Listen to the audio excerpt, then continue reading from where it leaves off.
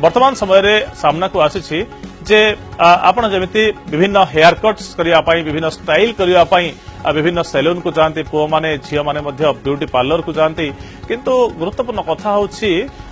मुंडरे बा केशरे निया लगई ताको स्टाइलिश लुक दवापाई चेष्टा केबे कराजिबा कथा आपण सुनिछंती कि हुए तो बेले बेले एमती किछि अद्भुत विचित्र खबर आसे एवं पाश्चात्य देश रे एमती नुआ नुआ प्रयोग करा जाए विभिन्न स्टाइलिश लुक पाई बोली कहा जाए किंतु आम राज्य ओडिसा रे मुंडरे निया लगई केश कटाजिबा कथा आपण केबे सुनिछंती कि जदि नाही बा जदि देखि नाहंती ताले देखंतु जो चित्र आमे देखौछु कटकर दरघा बाजार रो चित्र आपण देखंतु से युवक जनकर मुंडरे हठात पेट्रोल किंबा सेही जातीय किसी दहनशील पदार्थ स्प्रे करी निया लगई दिया जाउछि एवं तापरे परे संगे संगे व्यक्ति जनक तांग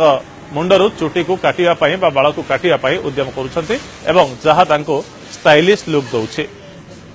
एवं गुरुत्वपूर्ण कथा होउछि जे हठात आपण सैलून ने बसिथिबे आपनका मुंडरे जदि एमिति केतेबेले निया लगई दिया जाए आपण कोन करिवे चिंता करिवे जे हुए तो मृत्यु निश्चित किंबा बाळ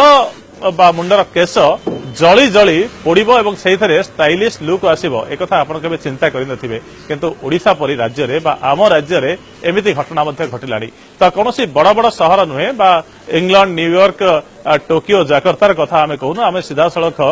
ओडिसार कथा कहूछु कटक सिटी कथा कहूछु भाईचारार सहर कटकर कथा कहूछु एठी एक दरघा बाजार सैलून रे एमिति हेयर स्टाइल करा जाउछि आपण जदि साहसी आपण डर नहीं आपण यार हुए तो मजा के नहीं पारे किंतु गुरुत्वपूर्ण कथा होची साधारण व्यक्तिटे जिते तार मुंडरे एमती स्प्रे करा जाई हठात निया लगई दिया जिवो से चमकीबो कि नाही चमकी उठिबो एवं ताहा ताकू कष्ट दबो बोली अनुमान करा जाई परिबो किंतु जे विजुअल आपण देखुछन्ती जे चित्र आपण देखुछन्ती ता निश्चित भाव में अनेक रोचक कथा कहूची जे आजिकार युवपीढ़ी स्टाइल करिया पई किछि भी करिया पई केमिति पछौ नाहंती एवं बाल काटिला बेले बा चुटी काटिला बेले जोठी अधिक रही जाइछि से जगह कतुरीर व्यवहार करा जाउनी से जगह आउ टिके निया लगई दिया जाउछि एवं से जगह किछिटा चुटी पोड़ीगला परे किछिटा चुटी पोड़ीगला परे से पुणी स्टाइलिश लुक दउछि ए संपर्क में प्रतिक्रिया मध्ये प्रकाश पाइछि कोन कहउछन्ती जे माने एमिति स्टाइलिश लुक दउछन्ती आसंत सुनिबा लोकल दुकान दरगाह बाजार में हम 20 दिन 1 महीना हो गए शुरू किए और कटक में इसका इंटरेस्ट कितना है लोगों बढ़िया रेस्पॉन्स अच्छा है ज्यादातर यूथ मास लगा रहे हैं हाँ तो हमें थोड़ा बताइए फायर कटिंग के बारे में क्या क्या चल रहा है नॉर्मल कटिंग के अलावा ये बहुत जल्दी हो जाता है और यंग जनरेशन लोग जो है वो सब जल्दी भी बना लेते हैं